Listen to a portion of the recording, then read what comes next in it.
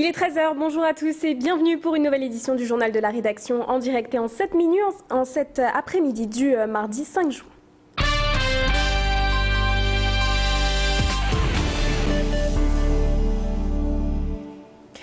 Un incendie s'est déclaré dans un des bâtiments du groupe scolaire Camus dans le quartier de la Bourgogne à Tourcoing. Cette nuit, vers 3 h du matin, une trentaine de pompiers ont dû intervenir pour maîtriser les flammes. Ils étaient encore nombreux sur place ce matin pour sécuriser les lieux avant l'ouverture de l'école. 5 classes sont totalement détruites. L'accueil des élèves impactés a été réalisé dans la salle des sports de l'école ce matin. La municipalité s'organise pour répartir les enfants dans les établissements voisins. Pour l'instant, les circonstances du sinistre restent floues. L'alarme de l'école a été déclenchée hier soir vers 22h30 et l'établissement a été cambriolé le week-end dernier. Une enquête est en cours pour déterminer les circonstances exactes de l'incendie. Pierre Beauvillain était sur place ce matin et a rencontré l'adjoint au maire de Tourcoing. On a la chance d'avoir une association qui s'appelle l'école avec les parents, qui donc travaille énormément dans le quartier, mais aussi dans l'école. Et donc avec le service éducation, on va commencer déjà à entamer donc un dialogue assez nourri avec eux pour réfléchir, d'abord pour les rassurer, parce que ce type d'événement on traumatise un peu les élèves et les parents. Donc de réfléchir sereinement avec eux pour préparer l'avenir. Beaucoup de parents avaient les larmes aux yeux. Des enfants qui regardaient un peu ébahis, stupéfaits devant ça. Enfin, je veux dire, il n'y a pas de commentaire. Simplement, notre priorité, c'était de rassurer les parents en disant que l'éducation des enfants ne seront pas mis en difficulté. Drame conjugal hier à Mérigny, un homme de 52 ans s'est suicidé après une violente dispute avec sa femme. L'individu s'était retranché chez lui dans la matinée aux alentours de 11 h. Armé d'un fusil de chasse, l'homme ne répondait pas aux injonctions des forces de l'ordre. Sa femme avait pu quant à elle sortir du domicile. Elle aurait entendu une détonation. Sur place en milieu de journée, une quarantaine de gendarmes se sont mobilisés autour de sa maison pour tenter d'entrer en contact avec l'individu, mais sans succès. Après 6 heures d'attente, les forces de l'ordre ont fini par intervenir et découvrir le corps de ce salarié de France Télécom. Notre reporter Jimmy Huchon était sur place. Écoutez donc les explications d'un de leurs voisins. J'étais chez moi tranquillement, j'entends 2-3 voitures de flics tourner. Bon, c'est un petit pas de là, donc forcément on s'inquiète pas plus que ça. Et vers midi, j'ai une amie qui m'appelle. T'as vu ce qui se passe devant chez toi? Si t'en sais un peu plus, tu sais, bah non, je sais rien. Et là, je suis sorti, j'ai vu tous ces gendarmes là bloquer les rues.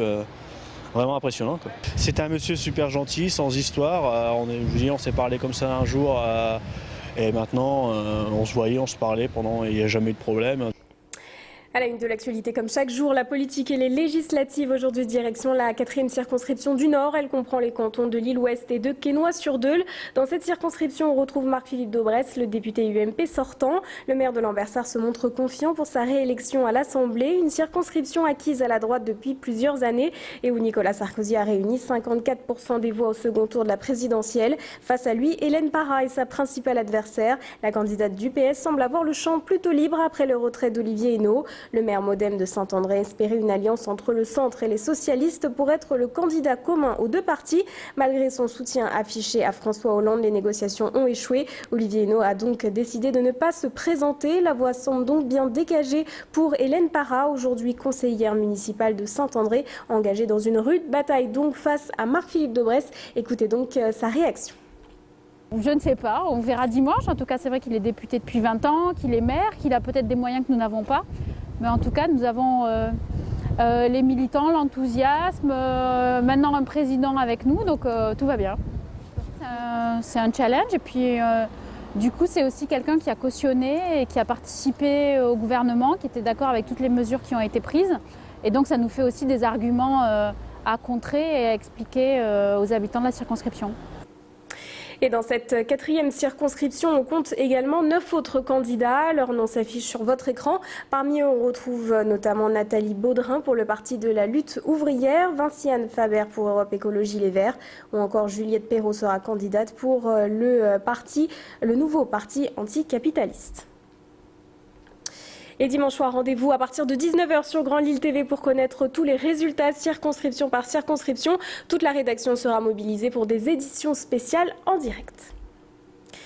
Et on ouvre maintenant la page sport. En rugby, le LMR est passé tout près d'un exploit ce week-end, celui d'accéder pour la première fois de son histoire en Pro D2. Mais les Lillois se sont inclinés dimanche face à Massy lors des demi-finales retour des playoffs de Fédéral 1. Hier, Lucas Tostin, notre reporter, est allé retrouver le président du LMR à son retour. Jean-Claude Brancard affichait une grande déception suite à cette élimination et donne déjà rendez-vous aux supporters la saison prochaine. Le président a tenu également à saluer la belle saison d'ensemble de son club, chez les garçons mais également chez les filles et les juniors, un club en nette progression depuis plusieurs années et qui a donc un bel avenir devant lui.